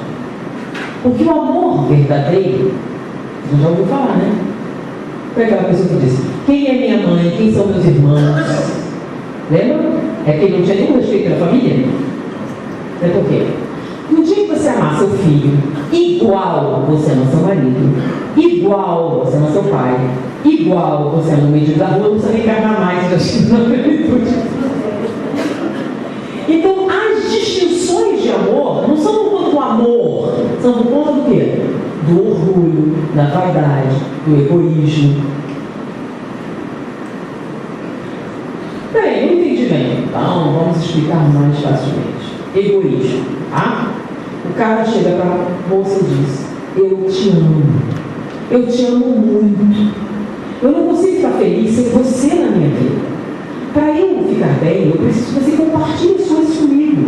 Você é muito importante para mim. Então eu quero que você permaneça na minha vida. Você compreende isso? Você entende? Eu amo você profundamente. Eu vou casar com ela por dinheiro. Entendeu? Então, eu vou casar com ela por dinheiro, mas eu amo é só você. Entendeu? Como não? Eu amo você. Eu quero você na minha vida. Então por que vai lá? Não, por dinheiro. Você não entendeu o motivo? Eu entendi. É que ele é egoísta. Primeiro eu, depois os meus, aos outros nada. Ele te ama muito, mas primeiro ele. Eu te amo muito, mas pobreza não dá. Então, você tem que entender que ele está sendo sincero, ele te ama muito, depois dele. É isso que você não compreende. Ele não está mentindo para você, ele realmente te ama, mas ele ama mais alguém. Aí ele mente. Então não é o amor dele que é ruim, é que ele é egoísta. Então ele pode fazer muito por você, se o dele não estiver na reta. Então, por exemplo, se tiver duas vagas no barco, uma é dele e outra é sua. Agora, se eu tiver uma, tchau, querida, eu te amo, uma próxima encarnação te encontra. Deu para entender? É essa pequena distorção. Quando o amor não está atinado pelo egoísmo, o que acontece? A sua felicidade só existe. A felicidade dele. Aí fica diferente. Aí vem o sacrifício, vem a lealdade, vem uma série de coisas que fazem parte do quê? Da doação. Mas para você doar, você tem que primeiro o quê? Não ser tão egoísta. Começaram a entender? Então o amor até existe, mas ele está tisnado por essas outras coisas. É a mesma coisa com a mãe. Tá? Então, por que esse amor seu pelo seu filho é tão intenso? Por causa do egoísmo. E justamente essa mãe que vira sogra. Quando você ama demais, seu filho vira sogra. Por quê? Porque agora você tem uma rival. Né? Porque se não fosse egoísmo, não virava sogra, virava. Olha só, você está numa plateia como essa, tem várias crianças aqui. Aí você começa a olhar, olha a criatura, ó, fazendo bagunça, olha só que coisa, cadê a mãe? Cadê? Olha só, atrapalhando. O meu não. O meu é isso, o meu é aquilo. E você vai criando o quê? Mas olha só, se eles estão no meio ambiente, existe ou não existe a possibilidade deles se casarem? Olha só, se em vez de ficar reclamando e apontando erro, você ajudasse a cuidar, você não ia facilitar a vida do seu filho? É ou não é? Então, se você entrasse todas as crianças como suas crianças, você jamais vai virar sogra. você só vai aumentar o seu círculo familiar. Essa é a Você tem certeza de que ele é o que você acha que é? Como a gente não pode ter certeza, a gente só tem certeza de quem? De nós mesmos. Então a pessoa humilde respeita as diferenças, respeita as escolhas, compreende. E o mais incrível, ela é inofendível.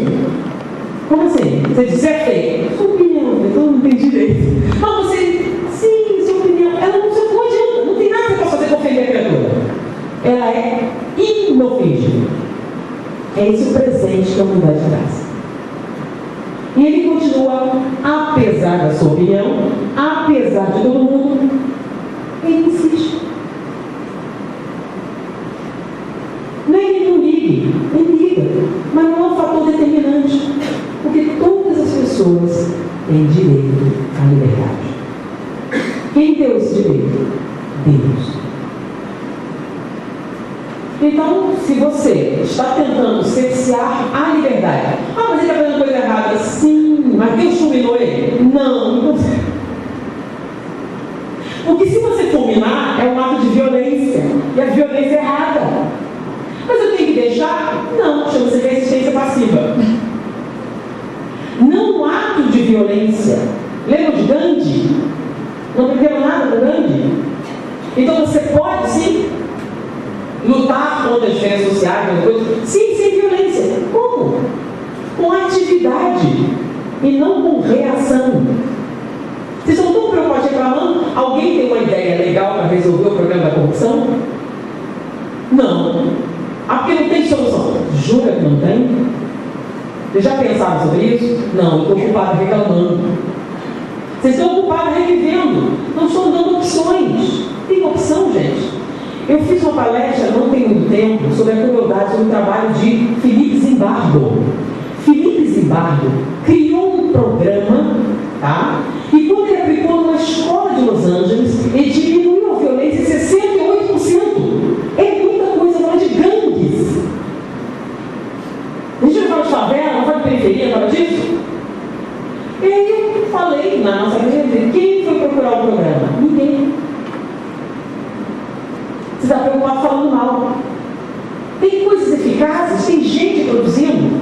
Tem um site na internet que fez o seguinte: ele perguntou para as 100 pessoas mais influentes do planeta. Como assim? Os mais influentes em várias áreas, na robótica, na economia, nisso e aquilo. Pessoas muito estudadas, pessoas muito reconhecidas, muito premiadas. Ou seja, são pessoas que sabem o que estou falando. Então não é o Zé da esquina, é? Não. Então ele perguntou para as 100 pessoas mais influentes do planeta. Sabe o que eles responderam a respeito do planeta? Sabe qual a pergunta? Você se sente otimista com relação ao futuro do planeta Terra? Qual foi a percentagem de resposta? Vou dizer, 100%. O que é 100%? Todos, sem uma única exceção, responderam: sim, eu me sinto otimista com relação ao futuro do planeta. Então, quem são vocês para serem pessimistas? E nem pode ser, gente. Por que não pode ser? Não podemos ser pessimistas. É antidoutrinário. Como assim? É antidoutrinário. Quem acredita em Deus? Levanta o braço. Beleza. Deus é o Criador, onipotente, onipresente, onisciente, onitudo? Sério, onitudo. Mesmo? Ok, o mal existe? Existe. Bom, se o mal existe, então Deus não existe. Como assim? Você não diz que Deus é onipresente? O que é onipresente, gente? Você não diz que Deus está em toda parte? Existe algum lugar em que Deus não está? Não? Então Deus está em toda parte, certo? Se o mal existe, então Deus é mal. Mas Deus não é bom? Deus não pode ser bom e mal ao mesmo tempo, certo? Ou ele é bom ou ele é mal. Se você diz que o mal existe, está dizendo o quê? Que existe um lugar em que Deus não está, certo? Se ele não está lá, não é onipresente. Se ele não é onipresente, não pode ser onisciente. Se ele não é onisciente, também não pode ser onipotente. Se não é onipotente, não é o Criador, não existe. Essa é a dialética materialista. E viu por que ela ganha? Porque tem lógica. Só uma pausa, eu não sou materialista, tá? Mas ela parece espírito. Então tem uma resposta no espiritismo? Tem ou não tem? Livro dos Espíritos. Cadê que eu E ele pergunta: o que é o mal? Ele pergunta se o mal existe. O mal existe? Qual a resposta dos Espíritos?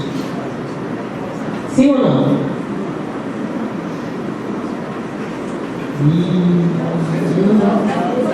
Vocês acabam de descobrir que além de pessimista acredita em Deus.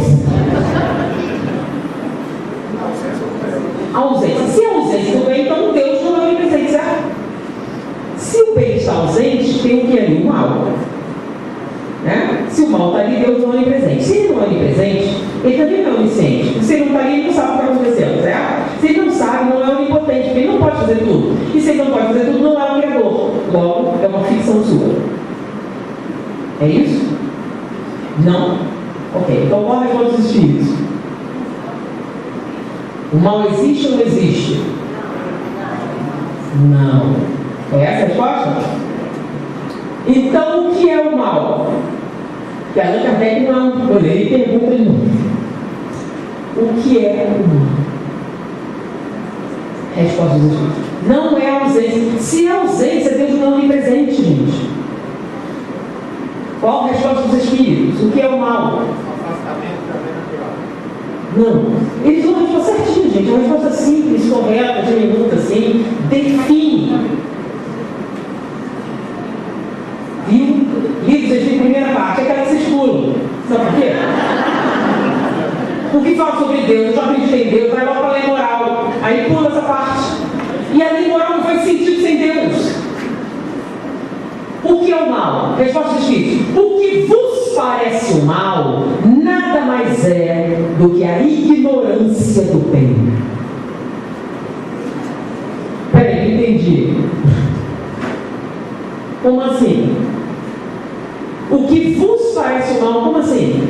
Para você parece mal, mas não é porque você não. Peraí, não entendi não. Então, vamos fazer uma metáfora. Lembra de Jesus, né? Parábola, uma metáfora. Você tem uma criancinha de 2 anos que escapou da mãe, veio correndo, tropeçou e deu uma cabeçada na sua canela. Dói ou não dói? Muito pouco. De quina na canela, dói muito. Certo? Devemos castigá-la pela sua incompetência? Não? A incompetência não deve ser castigada? Sempre uma pegadinha, faz parte. A incompetência não deve ser castigada? Sim ou não? Cuidado. A incompetência deve ou não ser castigada? Vou dar um exemplo. Eu sou neurocirurgião, estou operando seu filho, esqueci um negócio da cabeça dele. Gente, foi mal, filho. Meu marido pediu o divórcio de manhã, eu estava tensa, eu esqueci. Você me perdoa, né? Você perdoa? Por que não? A incompetência deve ser castigada? Então vamos de novo. A criança tropeçou, deu uma cabeçada na sua canela, doeu pra caramba. Devemos castigá-la pela sua incompetência? Por que não? Porque não é incompetência. Não é o quê? Ignorância e incompetência são a mesma coisa? Não. O que é ignorância? Você não sabe como fazer, então eu não posso cobrar o que você não sabe, certo? Então você não castiga, por quê? Porque você sabe que ela vai aprender, vai?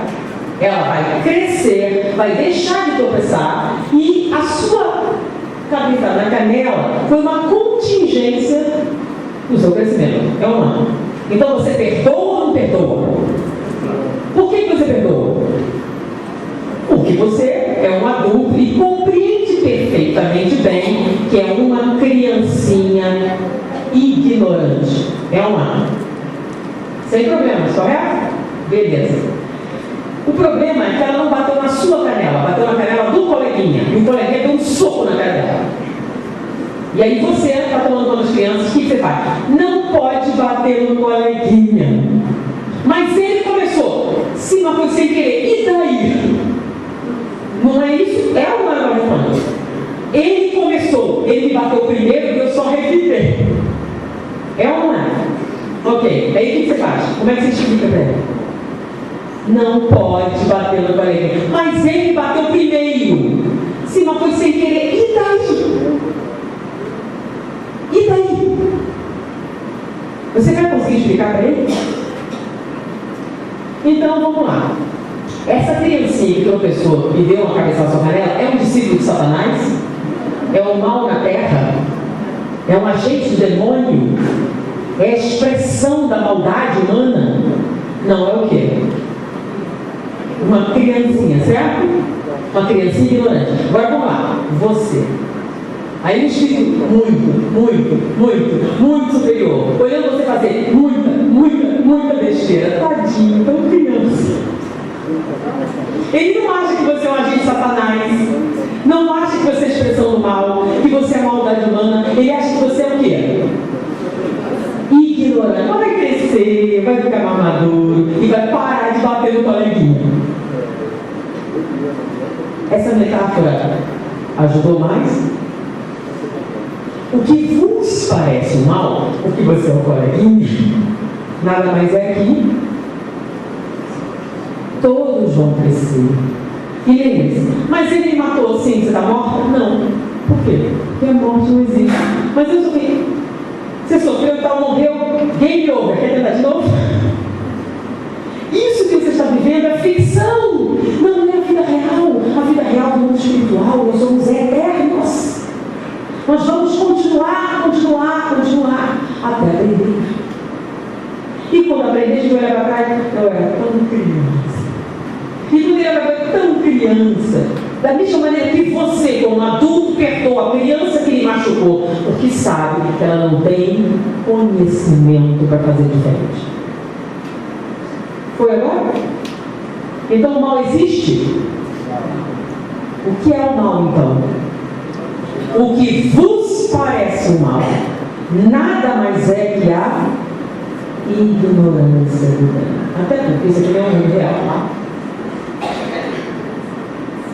Deus é justo? Agora vamos se compreender o mesmo ou não, né? Teste final. Deus é justo? Soberanamente justo e bom? Bom, justiça é quando todo mundo tem o que merece, certo? Todo mundo tem o que merece? Sim ou não? Sim. Beleza. Nossa sociedade é justa?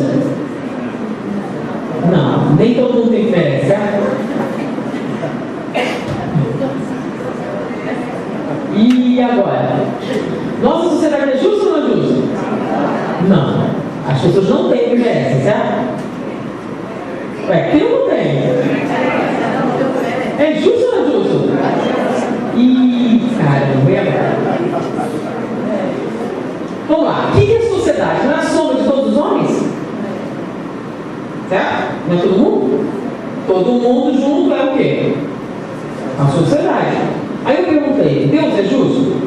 Todo mundo tem o que merece? Se todo mundo tem o que merece, juntando todas as pessoas, todo mundo tem o que merece? Nossa sociedade é justa?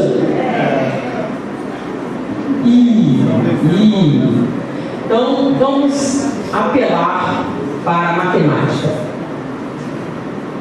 Vamos lá. Vocês sabem o que é um vetor? O vetor é uma representação gráfica de uma força, tá? O tamanho do vetor é o quê? A intensidade da força e a setinha é a direção da força. Então vamos fazer um experimento de física aqui.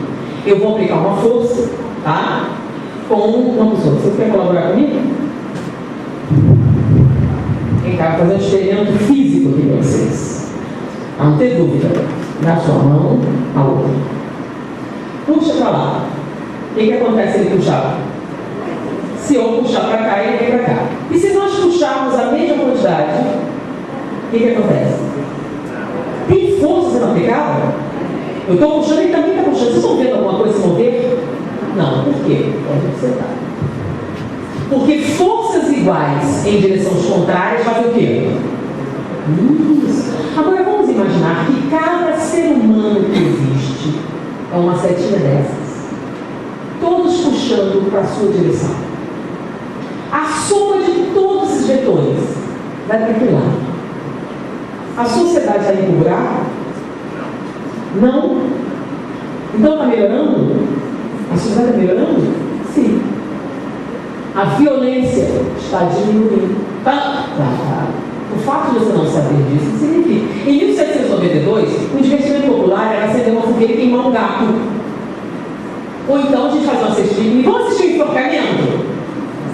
Bora, tem um desmembramento hoje. Bora assistir, gente. Vamos lá na casa dos açoites.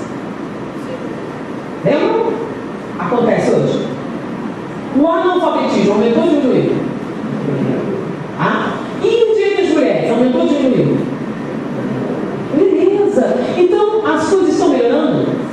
Então a soma de todas as forças atuantes na sociedade está nos levando para o quê? Lei do progresso. Beleza. Que bom se lembrar das leis morais. Lei do progresso.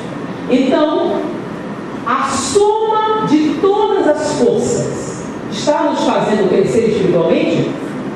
Sim. Então, o que vos parece um mal está nos levando ao progresso? Sim. Ok. Nossa sociedade é justa? Todo mundo tem o que merece? Vamos fazer essa pergunta. Nossas relações sociais são justas? Homem bate mulher? Mulher abusa criança? Patrão abusa empregado? Nossas relações sociais são justas? Não. Mas a soma de todas as relações produz o quê? Progresso. Por quê? Nós sofremos tudo o que merecemos? Não. Porque Deus, além de justo, é misericordioso e bom. A gente sempre sofre menos do que merece. Como assim? Quem é que cria doença? Você. E onde é que está a misericórdia? Novalgina, Tilenol, Prozac, cirurgia reparadora, olha só. É uma misericórdia. Você produz sofrimento. Então, olha só, as relações sociais injustas existem. Porque pessoas precisam crescer espiritualmente. Então, nossa obrigação é lutar contra as relações sociais injustas. Produzindo o quê? Agora, mesmo compreendendo que certas situações acontecem para o progresso de todos os criaturas. Foi ou foi? Então, a sociedade é justa? Sim, porque cada um tem o que precisa para o seu crescimento espiritual. Peraí, não entendi não. Outra metáfora. Eu tenho flautas. Qual a maneira mais justa de distribuir as flautas? Quem deve receber a melhor flauta? Tem mais uma melhor flautista. Por quê? Por que o melhor flautista deve receber a melhor flauta? Para fazer boa música? Não. Boa música é uma consequência disso. Mas o motivo primordial de que o melhor flautista deve receber a melhor flauta é o motivo dessa divisão. É porque é para isso que as flautas servem. As flautas servem para ser tocadas, não é isso? Logo, quem merece a melhor flauta é aquele que toca melhor, porque é para isso que as flautas servem. Boa música é consequência disso. Então vamos transformar flauta em sofrimento. O sofrimento está acontecendo no mundo? Sofrimento, não o mal, tá? O sofrimento está acontecendo? Quem deve receber o maior sofrimento? Para você saber isso, você tem que saber primeiro para que o sofrimento serve. Porque para você entender a questão do merecimento, tem que entender o quê? O mérito. Para que o sofrimento serve? Se você não entender para que ele serve, você nunca vai entender a justiça disso. Para que serve o sofrimento? Para você aprender, certo? Então, o que acontece quando você aprende? Deixa de sofrer. Então, o sofrimento só existe enquanto você não sabe qual a sua função. No momento de descobrir por que isso está acontecendo, ele deixa de existir. Então, o que eu preciso saber? O que eu preciso fazer para eliminar o sofrimento da minha vida? Entender o que ele está na sua vida. No momento que você entender aquele insight, é isso, acabou, deixa eu existir. Assim, como assim, não é possível?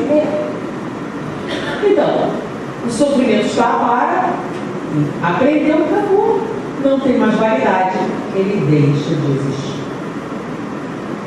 Não pode ser. Simples assim, sim. O que fazer para alcançar a felicidade existencial? Um sábio da atividade Bolo disse: conhece a ti mesmo. E agora, em termos práticos, aderir à campanha por um mundo sem reclamações. Vou fazer isso para vocês, meus rapazes.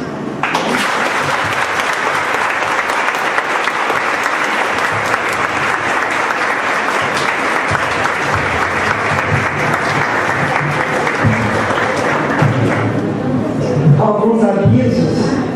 Teremos amanhã, nesse mesmo local, das 8 às 12 horas, o seminário na nossa Nete Guimarães, Educação da Mente e do Espírito. A participação será mediante inscrição feita nas casas espíritas, inscrições prévias já realizadas. A Juventude Espírita na Neve realizará no próximo sábado o seminário Sexualidade e Homossexualidade na Visão Espírita. O evento terá início às 14h30 na sede da AMGV. Posição domingo 148, Vila Mariana. O Departamento de Comunicação Social da Aliança Municipal Espírita produz e apresenta aos domingos, das 9 às 10 horas, na rádio Impacção FM, o programa A Caminho da Luz, com estudo, informação e reflexões espíritas. Sintonizem a 100,1 MHz. Para agradecer a Deus pela oportunidade de aprendizado que tivemos nesta noite, convidamos o diretor do Departamento de Orientação Mediúnica, Vicente Pifão, com os nossos agradecimentos à oradora que abriu a noite com a sua exposição. Muito obrigada, Nete. O Vicente vai agradecer por nós.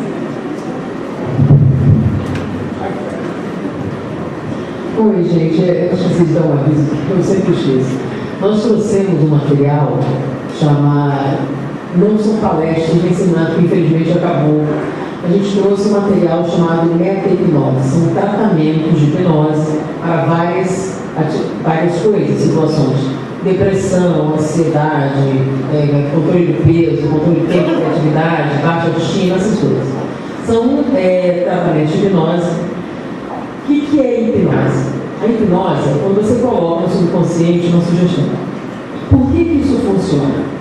Porque nós temos um hábito de censurar tudo que vem de fora para dentro. Se eu digo para você, para de fumar, automaticamente você diz, é fácil falar. Se eu digo para levante-se, por que deveria? Então nós censuramos tudo que vem de fora para dentro. Mas não temos o hábito de censurar impulsos internos. Você está de dieta e tem vontade de comer doce. O que acontece na maior parte das vezes? Quando não devia falar uma coisa, você fala. Porque você não tem o hábito de controlar o impulso interno. Então, quando você, através da hipnose, coloca uma mensagem no subconsciente, ele tem mais força, tá? Porque ele vem de dentro para fora. E quando você não presta atenção, ele passa. Por exemplo, eu hipnotizo ele de: a próxima vez que alguém perguntar o seu nome, você vai dizer Samantha. Aí você pergunta: qual o seu nome? Samantha. Não, brincadeira. Vamos lá. Por que você fez isso? Porque você não pensou antes.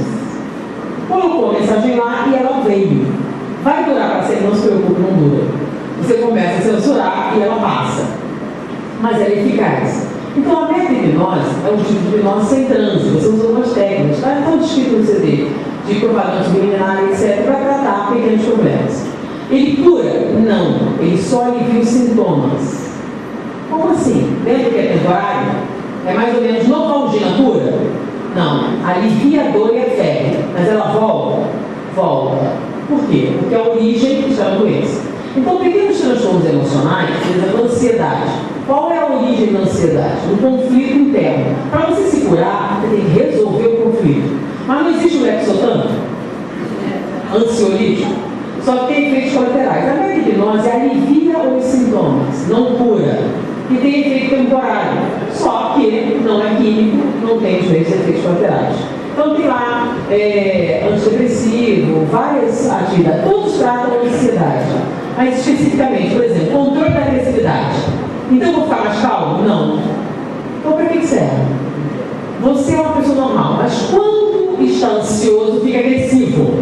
A sua agressividade se manifesta, a sua ansiedade se manifesta em agressividade. Então o CD vai te ajudar. E não por falta de educação. Falta de educação é um problema de caráter. Tá? Então, por exemplo, criatividade faz seus problemas. Eu vou ficar mais criativo, vou pintar? Não. Então, para que serve? É o seguinte: você estudou para a prova. Chega na hora da prova, dá um branco. Por quê? Você tem lesão cerebral? Não. Alzheimer? Não. Então, o que aconteceu? A sua ansiedade se manifestou na fuga da criatividade. Então, é um bloqueio causado pela ansiedade. Então, o CD ajuda você, como um ansiolítico ajudaria. Então, tem vários títulos ali, e isso está sendo revertido para um projeto chamado Portal Cultura Espírita. Eu não dá para a gente falar aqui no seminário de fala. Foi um prazer estar com vocês, muita paz. Então, vamos levar um pensamento para o encerramento dessa noite, agradecendo mais uma vez a nossa irmã Nete pelo trabalho desenvolvido. Amado Mestre Jesus, bondosos irmãos espirituais que aqui se encontram, assistindo todo o nosso trabalho, nos abençoando nossa cidade, aos grupos espíritas que aqui se encontram da cidade e região, que possamos continuar sempre unidos, motivando cada vez mais esse movimento espírita crescendo, como foi colocado pela nossa irmã. Mestre Jesus, que a tua luz se faça presente em nossos corações, hoje e sempre. Que todos possam descansar bem essa noite, e aqueles que estiverem inscritos para amanhã, possamos aprender cada vez mais e colocar em prática nossas vidas para vivermos com mais paz, alegria e harmonia. Que assim seja. Uma boa noite a todos e até amanhã. Vamos com Deus.